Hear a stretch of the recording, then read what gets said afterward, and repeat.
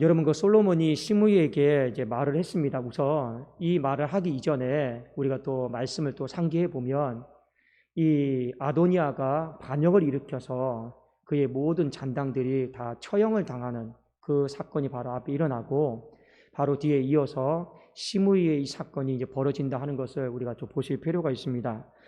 자, 솔로몬이 시므이에게 뭐라고 말했냐면 36절과 37절에 다시 보면, 왕이 사람을 보내어 시므이를 불러서 이르되 너는 예루살렘에서 너를 위하여 집을 짓고 거기서 살고 어디든지 나가지 말라. 너는 분명히 알라. 네가 나가서 기드론 시내를 건너는 날에는 반드시 죽임을 당하리니 내 피가 내 머리로 돌아가리라. 여기 보면 예루살렘 안에만 살라고 이야기를 합니다. 그리고 기드론 시내를 건너지 말라고 그래요. 기드론 시내를 건너면 이 시므이의 고향이거든요. 고향이면 이 솔로몬이 어떻게 생각을 했냐면 또 아도니아처럼 또 반역을 일으킬 수 있다라고 하는 어떤 생각을 했던 것 같아요. 그러니까 기드론 시내를 절대 건너지 말고 평생을 살려둘 테니 이 예루살렘 안에만 살아라. 자, 어떻게 쉽게 말하면 주거를 제한했던 명령이었습니다. 주거 제한 명령이에요. 그리고 이 부분에 있어서 자, 그냥 표면적으로 보면 그냥 고립시키는 거예요. 그렇죠. 그냥 나쁜 말로 말하면 항상 내 눈에 띄게 해서 감시하는 거예요.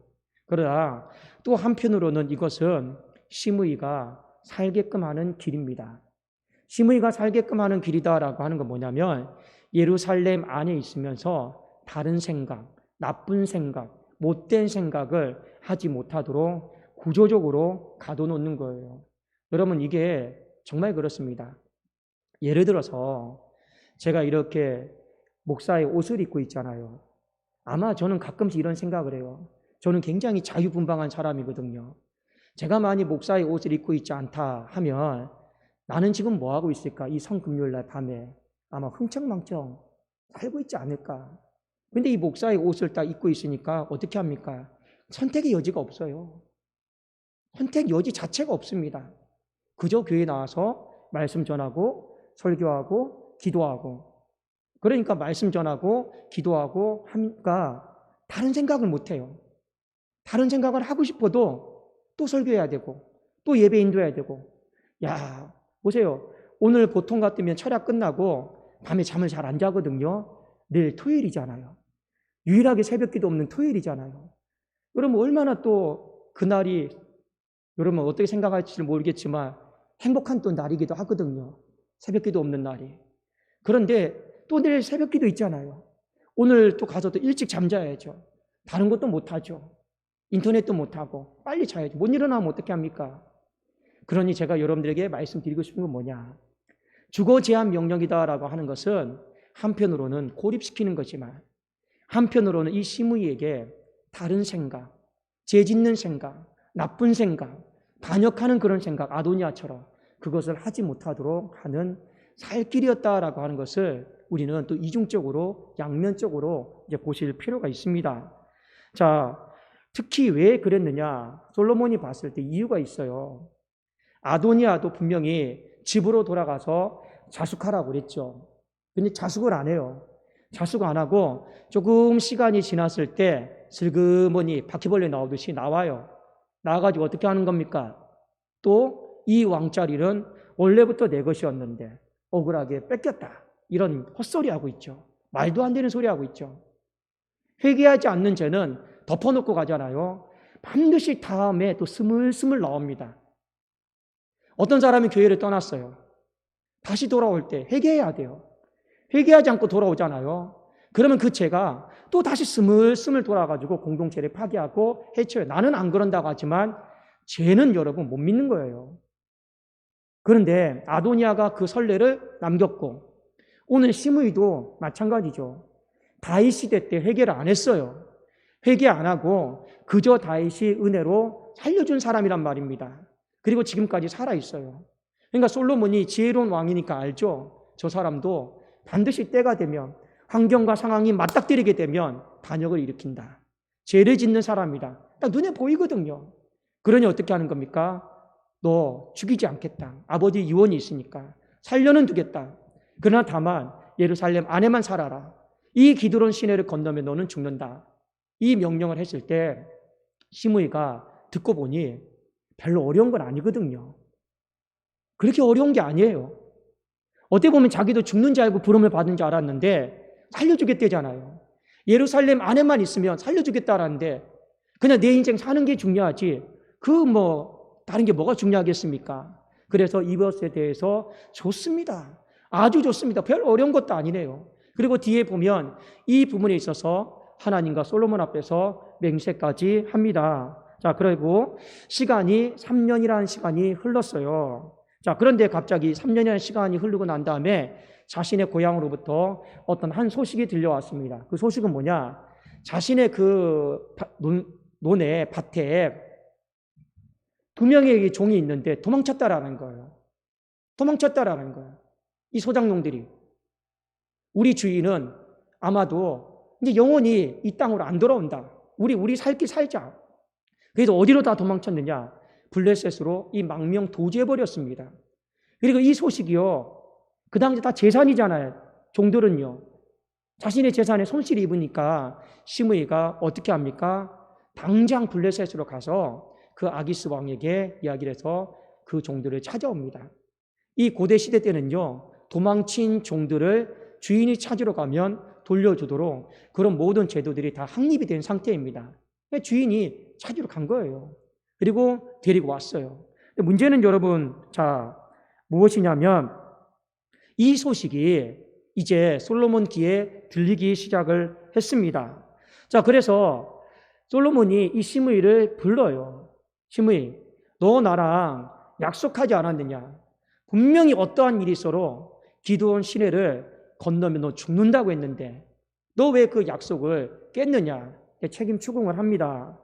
그리고 네가 순수하게 따르겠다 했고 이의제기도 하지 않았고 이 명령이 좋사오니 저 건너는 날에는 저 죽여도 좋습니다라고 맹세까지 하지 않았느냐?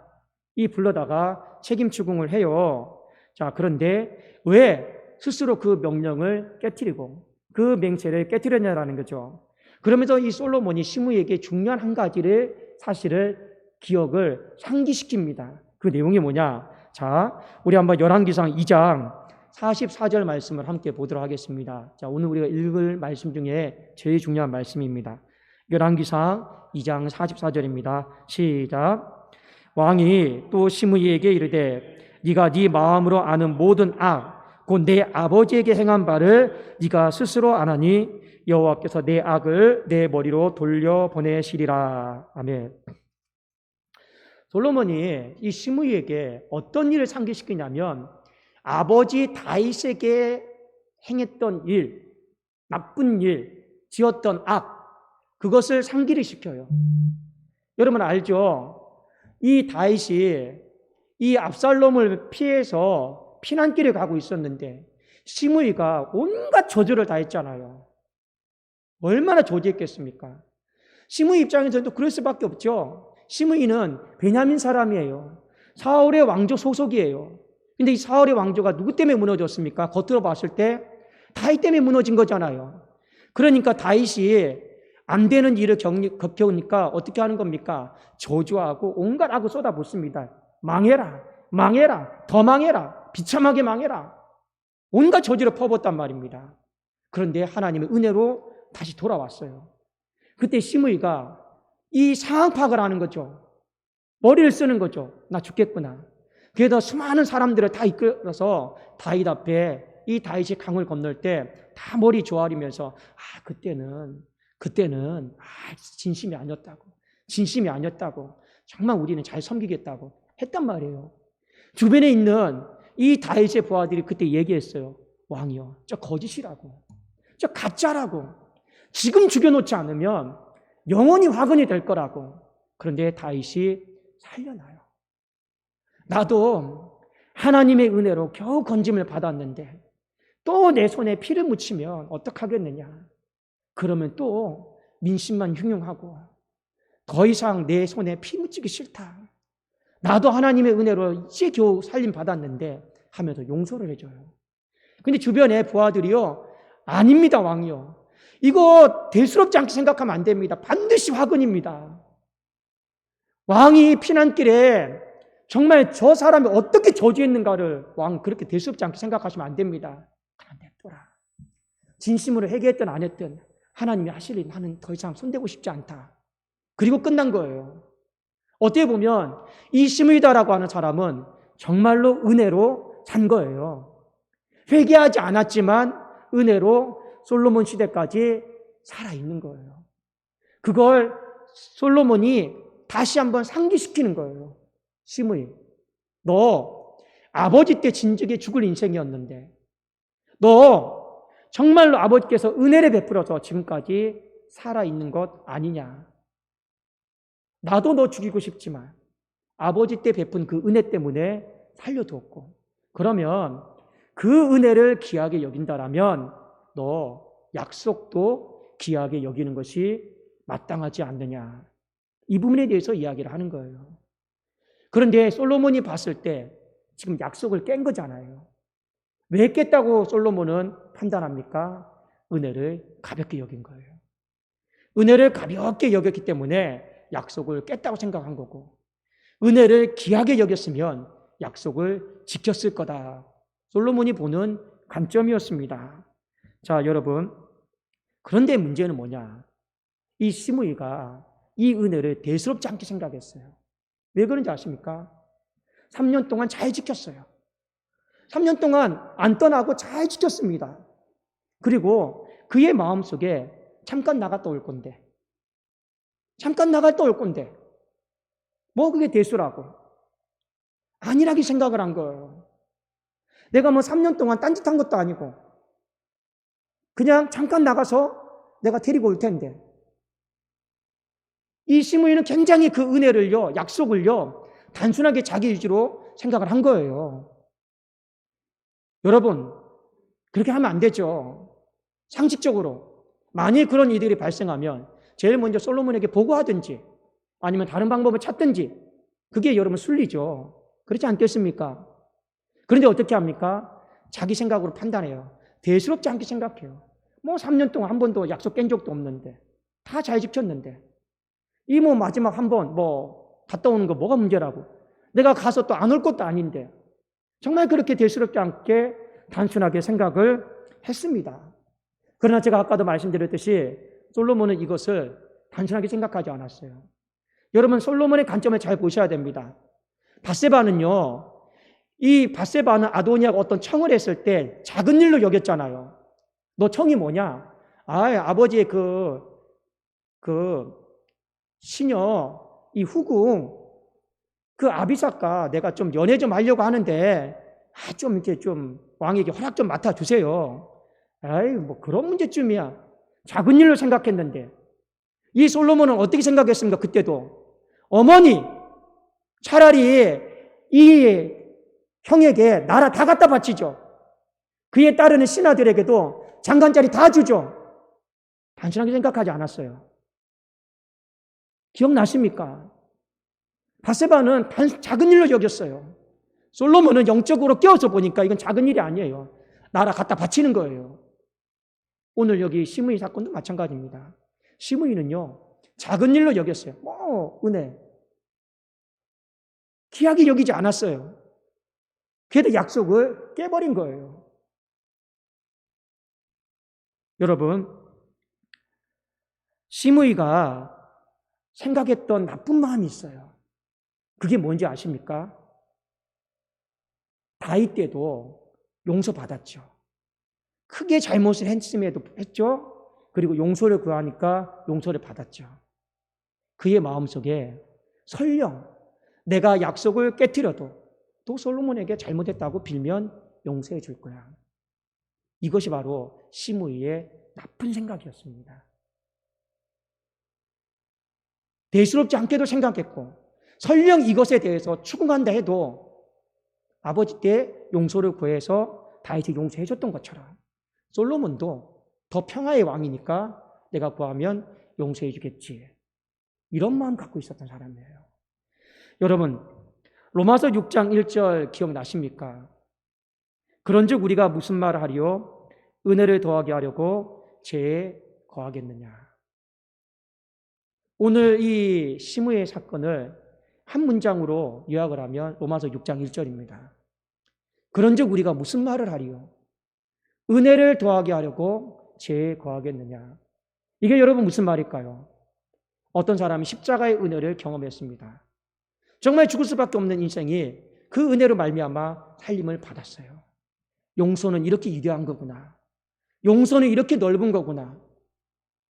그 은혜로 말미암아 용서를 받았어요. 어마어마한 용서를 받은 거죠. 그러면 여러분 그 은혜를 귀하게 여기면 하나님 앞에서 우리는 어떻게 살아야 됩니까? 더 정결하게, 더 순결하게, 더 신실하게, 더 진실하게 우리는 그렇게 살아야 돼요. 은혜가 귀하다라는 걸 알면. 근데 우리는 어떻게 살아갑니까? 은혜가 귀하다라는 걸 알면서 죄를 더 많이 져요. 그리고 또 우리 안에 나쁜 생각과 논리가 들어오죠. 하나님은 사랑이 크시니까, 십자가의 은혜는 무궁하니까 또 이 연약함을 용서해 주실 거야. 이게 시무야 똑같은 나쁜 생각입니다. 그것이 바로 은혜를 더하게 하려고 죄에 거하겠느냐. 이 문장을 여러분 제대로 해석하면 이런 겁니다. 은혜 받으려고 죄짓지 말라라는 거예요. 은혜 받으려고 죄짓지 말라라는 거예요. 은혜를 더하게 하려고 죄에 거하겠느냐. 그럼 말이 안 된다라는 거예요. 시므이가 꼭 그렇게 산 거예요. 여러분, 하나님 앞에서 여러분 다 살림을 받았다라는 걸 믿습니까? 정말 우리가 십자가의 은혜로 말미암아 오늘 성금요일인데 살림을 받았다라고 하는 건 믿습니까? 그러면 여러분 은혜를 다시 한번 귀하게 여기셔야 돼요. 은혜를 다시 한번 귀하게 여기시고 그 은혜 가운데서 우리가 하나님 앞에 약속으로 받은 것들이 있어요. 로마서 말씀해 보면 이스라엘은 하나님 앞에 약속으로 받은 몇 가지가 있습니다. 예배, 기도, 양자됨, 성령. 이게 로마서에 다 나와요. 약속으로 받은 것이라고. 다 약속으로 받은 것들이고, 그리고 이스라엘 백성들은 이 약속을 준수했습니다. 자, 그 약속이 우리에게도 똑같죠. 예배의 약속이 있고, 기도의 약속이 있고, 드리겠다라고 하는 약속이 있고, 사명의 약속이 있고, 헌신의 약속이 다 있어요. 우리는 받았고 다 약속을 했습니다. 그 근거는 무엇이냐? 은혜 때문이에요. 자, 이 약속이 무엇과 똑같느냐? 이 시므이가 겪고 있는 주거 제한 명령과 똑같은 효력을 발생을 합니다. 이 약속 때문에 이 밤에 다른 데 못 가요. 오늘 코로나 거리두기가 다 해제가 됐단 말입니다. 사람들요, 이제요, 막 바글바글해요. 식당이고 어디 유흥 가고요. 바글바글합니다. 우리 그렇게 못해요. 우리는요, 약속 때문에 지금 주거 제한 명령이 다 걸려 들어가요. 특세 나와야 되죠. 기도해야 되죠. 예배 부활절 지켜야 되죠. 또 헌금 드려야 되죠. 또 내가 중직자고 사역자고 좀 쉬고 싶어도 몸이 아파도 특세 나와야 되죠. 이게 전부 다 우리에게는요, 주거 제한 명령들이에요. 다른 데 못 가게 하고. 그러나 여러분, 이 약속들이 나쁜 거냐? 한편으로는 하나님 왜 내 삶의 자유로 다 박탈하십니까? 왜 나로 하여금 사역자가 되게 해서? 나 특세 쓰고 싶은데, 몸도 아픈데, 교육자가 쉬는 게 어디 있어요? 몸 아프도 나아야죠. 담임 목사가 여러분 힘들다고, 나 설교 못하겠습니다. 이게 여러분 이해가 됩니까? 용납이 안 되죠, 솔직히요. 그저 담임 목사는 아파도 강단에서 안 아픈 척 해야 돼요. 웃고. 성도들에게 근심시키면 안 되니까요. 그게 여러분 그냥 삶이에요. 우리 인생 가운데 나름대로 각자에게 입혀진 주거 제한 명령들이 많이 있습니다. 하나님이 우리의 자유를 박탈하는 것 같고, 그 고향 땅에 가고 싶은 거, 놀고 싶은 거, 구경하고 싶은 거, 강을 못 건너게 하잖아요. 강을 건너는데 상당히 제한이 많지 않습니까? 하나님 마치 감시하는 것 같고, 벗어나면 뭐라고 하는 것 같고. 그러나 그것이 처음에 말씀드렸던 것처럼 꼭 나쁜 것은 아닙니다. 왜요? 그 시므이에게 더 이상 나쁜 생각을 못하게 했던 거예요. 더 이상 악한 생각, 죄짓는 생각, 반역하는 생각, 그것을 하지 못하도록 막아준 구조적인 장치였습니다. 우리도 마찬가지예요. 하나님 앞에 은혜로 약속을 받았고 그 약속에 우리 다 동의했습니다. 그런 거 아니겠습니까? 여러분 중직자들 서약할 때 다 동의했잖아요. 다 동의했잖아요. 목사가 하라고 해서 하는 거 아닌가. 어떻게 보면 더 많은 동의를 했습니다. 교회의 치리와 다스림에 다 복종하겠다고 했습니다. 다 동의했잖아요. 억지로 하라는 것도 아니었어요. 다 우리는 스스로 하나님이 우리에게 주신 은혜 때문에 이 주거 제한 명령에 다 동의를 했단 말입니다. 그러면 우리는 앞으로 어떻게 살아가야 될까요? 죄를 더 짓고 은혜를 구하는 삶을 살아가야 될지, 아니면 은혜를 또 귀하게 여기면서 그 약속을 굳게 지키는 삶으로 살아가는 것이 맞는지, 우리가 오늘 이 성금요일 겟세마네 이 예배를 통해서 다시 한번 이 부분에 대해서 우리가 좀 정리를 했으면 좋겠다 하는 것을 말씀을 드립니다. 여러분 기억하십시오. 은혜를 더하게 하려고 죄 짓는 거, 시므이와 똑같은 사람이에요. 결국은 죽는 거예요. 은혜를 귀하게 여기면서 하나님 앞에서 예배의 약속, 기도의 약속, 드림의 약속, 사명의 약속, 여러분 그것을요 잘 지켜나가십시오. 그러면 우리의 인생은 주님 다시 오실 때 삽니다. 만약 우리가 그 자리를 지키지, 약속을 지키지 못하면 반드시 그것은 누가 보고하느냐? 누가 보고할까요? 마귀가 보고합니다. 마귀가 하나님 앞에 보고해요. 참소해요. 약속했다고, 강 건넜다고. 그런 모든 이야기들이, 사건들이 구약 성경에 욥기에도 나오고, 여러분 스가랴서에도 나오고 다 나오지 않습니까? 마귀가 다 고소하고 참소하고. 그러므로 여러분 다시 한번 십자가를 묵상하시고, 내가 그때 받은 은혜가 너무 크다, 그걸 잊어버리지 마십시오. 그 은혜가 큰 만큼 하나님 앞에서 약속했던 것들을 가볍게 여기지 마시라라는 거예요. 뭐 한 번쯤이야. 여러분 한 번이 두 번 되는 거예요. 죄 짓는 것도 처음에 한 번 짓는 게 어렵지, 한 번 지으면 두 번, 세 번, 네 번 짓는 건요, 그냥 그거는요 도미노와 같은 거예요. 모든 건 다 여러분 한 번이 첫 번째가 어려운 거죠. 새벽 예배도 마찬가지입니다. 한 번 처음에 빠지는 게 여러분 어렵죠. 한 번 빠지면 두 번 빠지게 되고 세 번 빠지게 돼 있어요. 걷잡을 수가 없는 거예요. 그러나 그 한 번 안 빠지려고 몸부림치잖아요. 그럼 끝까지 가게 돼 있는 거예요. 죄 짓는 것도, 술 마시는 것도 마찬가지고, 방탕하게 사는 사람도 다 마찬가지예요. 모든 게 다 처음 한 번이 어려운 거지, 그 한 번이 무너지면 두 번, 세 번 무너진 건 순식간이란 말이에요. 오늘 시므이처럼 한 번 갔다 올 건데, 그럼 또 다음에 그런 일이 발생하면 안 건널까요? 건너요. 또 그런 일이 또 발생하면 꾹꾹 참고 안 건널까요? 안 건너긴요. 또 건너요. 그러니까 이 부분에 대해서 짚고 넘어가는 것입니다. 다시 한번 우리 십자가 속에서 그 은혜를 또 다시 한번 묵상하고, 귀한 것을 귀하게 여기는 그 약속을 소중히 여길 수 있는 저와 여러분이 될 수 있기를 주님의 이름으로 축원합니다. 자, 우리 하나님 앞에 찬송 올려드리겠습니다. 다 표현 못해도